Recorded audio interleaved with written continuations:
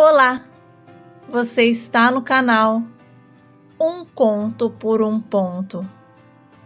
Eu te convido a curtir, a comentar, a compartilhar e se inscrever no nosso canal. Eu já havia sido casada com um colega de profissão. Inclusive, ele foi o meu primeiro namorado e o homem por quem eu fui muito apaixonada. Mas o nosso casamento não deu certo, porque depois de casado, o Bruno se mostrou agressivo, violento e extremamente ciumento. E sempre tentava me diminuir.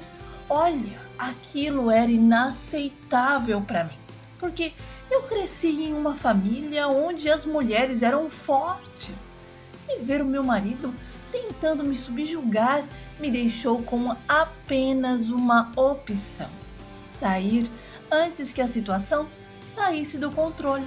E foi exatamente isso que eu fiz.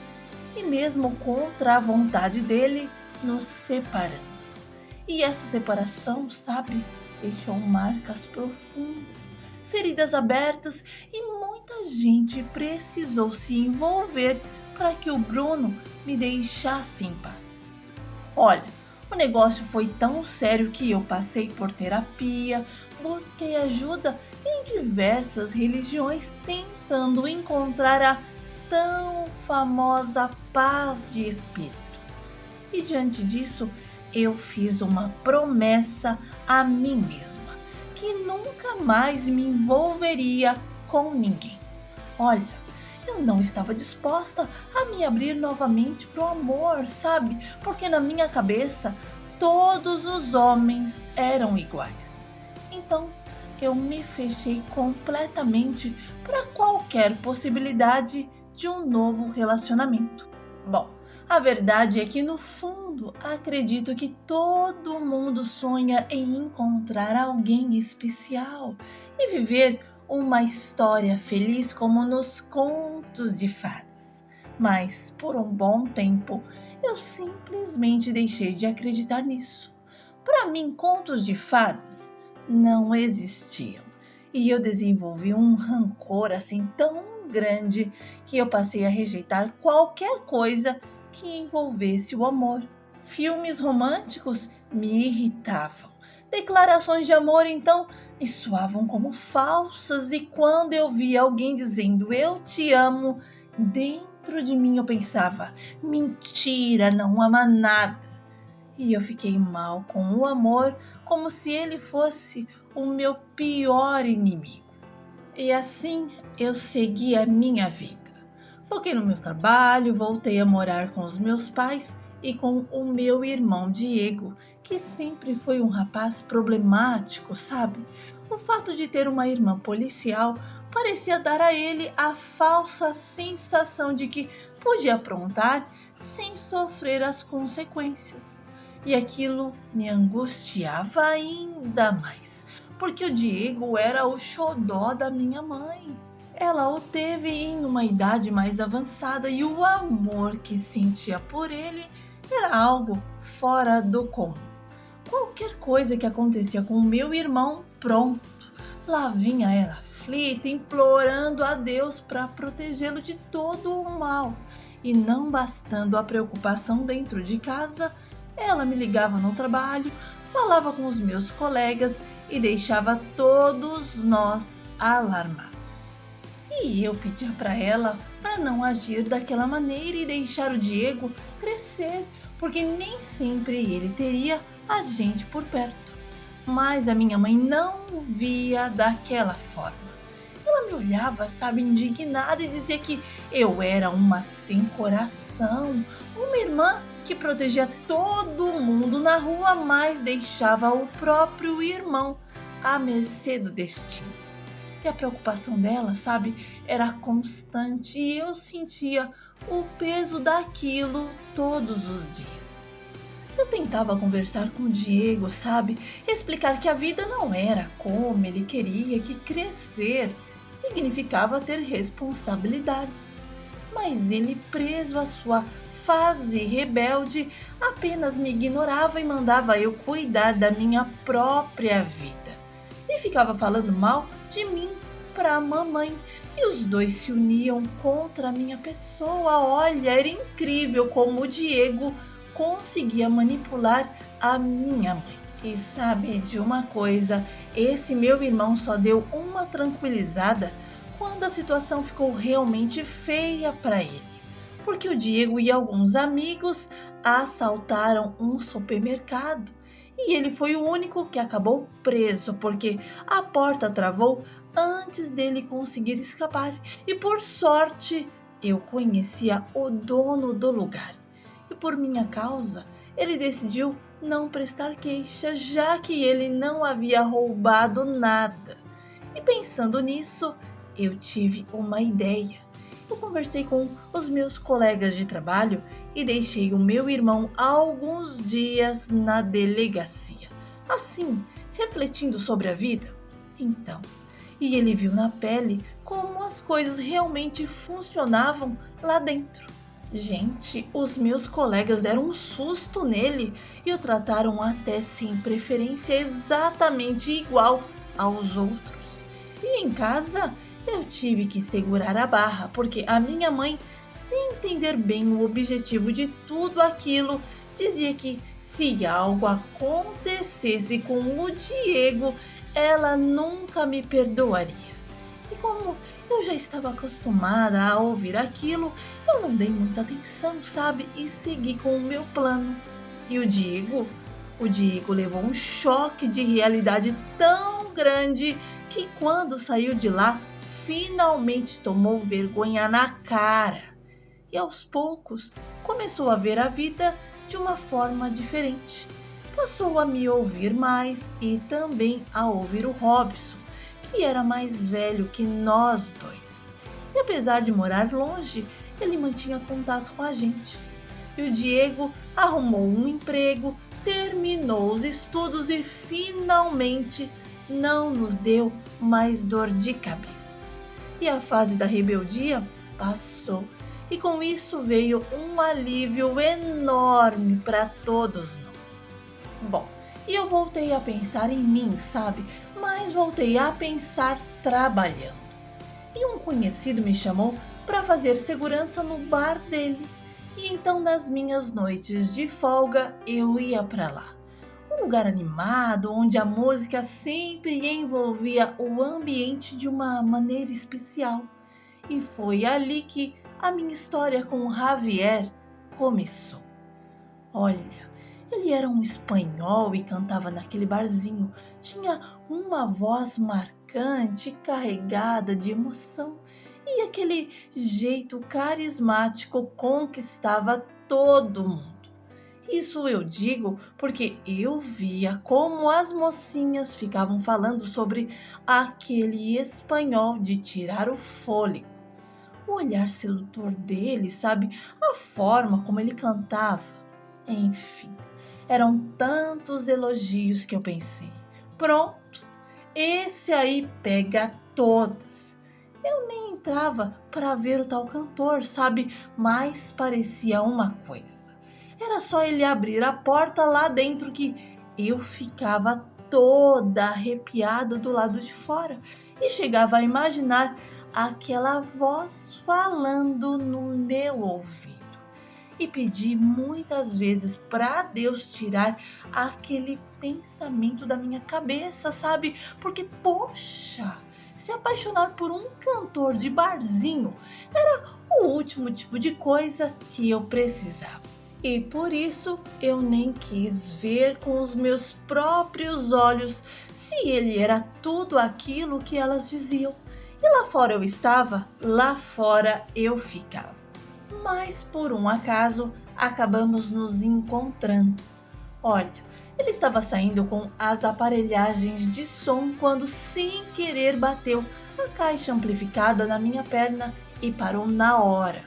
Assim, ele ficou preocupado, sabe, para saber se eu tinha me machucado. Eu disse que tinha batido de leve e que estava tudo bem. E ele então continuou guardando os instrumentos no carro e quando terminou, veio até mim, como nosso expediente já tinha encerrado e as meninas até já estavam limpando lá dentro, ele aproveitou a oportunidade para me convidar para tomar um drink, dizendo que era para se desculpar pelo incidente, mas eu recusei. Falei que realmente precisava ir, pelo menos tentar descansar um pouco, já que eu ainda tinha um longo dia de trabalho pela frente. Mas o Javier fez questão de me fazer prometer que da próxima vez eu não iria recusar. Gente, cá pra nós. Quando os nossos olhos se cruzaram, eu senti algo que eu nunca tinha sentido antes. O meu corpo se arrepiou todinho, mas eu disfarcei. E logo assumi a minha postura, sabe? Me despedi, peguei o meu capacete e fui embora.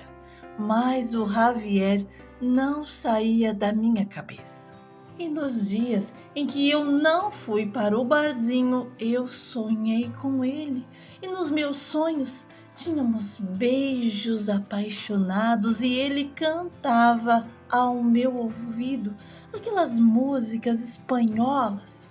E sem querer eu acabei me apaixonando pelo cantor. E ali começou a minha agonia, porque eu não queria estar apaixonada por ele. Eu não queria sentir nada do que eu estava sentindo por um estranho, por um homem que eu só via nas noites de quinta e de sábado. E nem sabia se ele era solteiro, se era casado, separado, quantos anos tinha, onde morava. Olha, e isso me fez sentir medo. E eu fugia do Javier, claro, como o diabo fugia da cruz. E quando eu precisava resolver qualquer coisa lá dentro, eu evitava olhar para ele. Mesmo fazendo tudo isso, o meu coração disparava.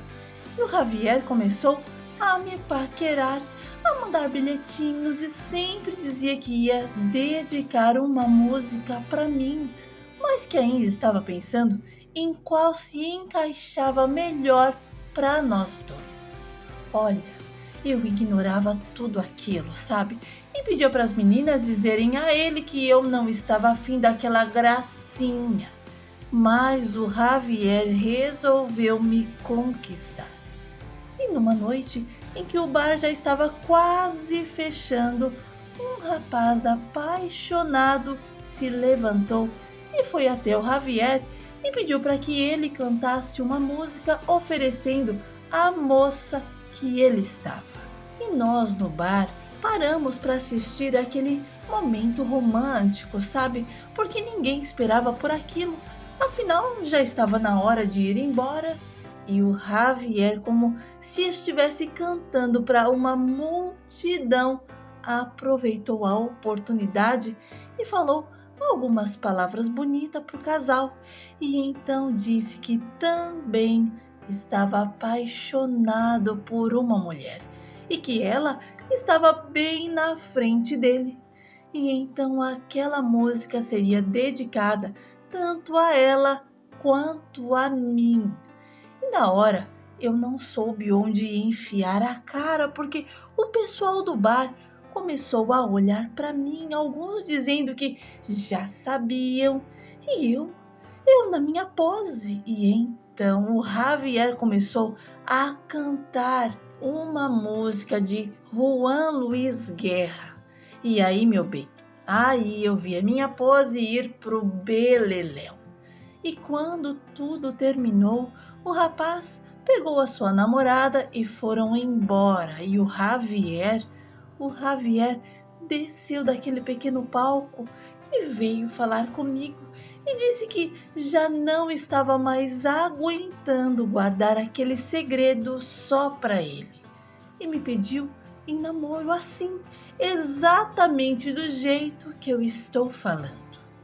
Olha, eu fiquei tão assustada com tudo aquilo que disse que não podia aceitar namorar com um homem que eu não conhecia direito, não sabia nem quem era, se tinha família. E ele, tranquilo, começou a me responder que era solteiro, que a família dele era toda da Espanha e que até o final do ano estava planejando voltar para sua pátria. Mas antes ele queria se casar comigo e me levar junto. E eu ri, sabe, sem saber o que dizer. E ele então pediu para eu pensar e dar a resposta na semana seguinte. E pegou seus instrumentos e foi embora. E eu comecei uma busca para descobrir quem ele realmente era. Se tinha família, se era casado, coloquei o meu lado policial em ação e fui atrás da verdade. E sabe o que eu descobri? Tudo sobre ele. E por estar tanto tempo sozinha, eu resolvi me dar uma chance. E a gente saiu algumas vezes, e cada vez que eu saía com Javier, mais me envolvia. E ele também demonstrava que estava na mesma vibe. Bom, levei o Javier para conhecer a minha família e a minha mãe se encantou por ele.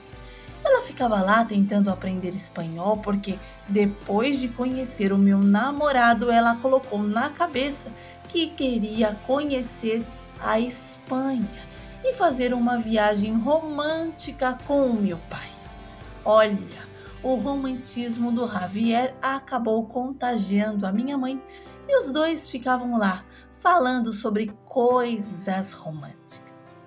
E como eu não precisava trabalhar tanto como eu estava fazendo, eu decidi sair do barzinho e me dedicar a um curso de idiomas, já que a minha intenção era futuramente viajar.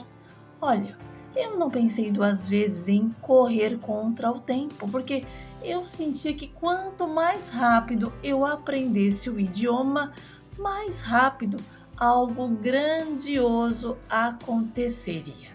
E nessa minha certeza, o meu relacionamento com o Javier deu tão certo que nos casamos antes mesmo de completar 6 meses de namoro.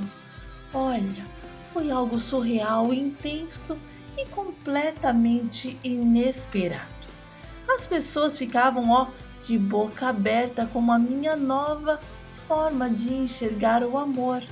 E aquilo que eu achava que só existia em filmes aconteceu na minha vida.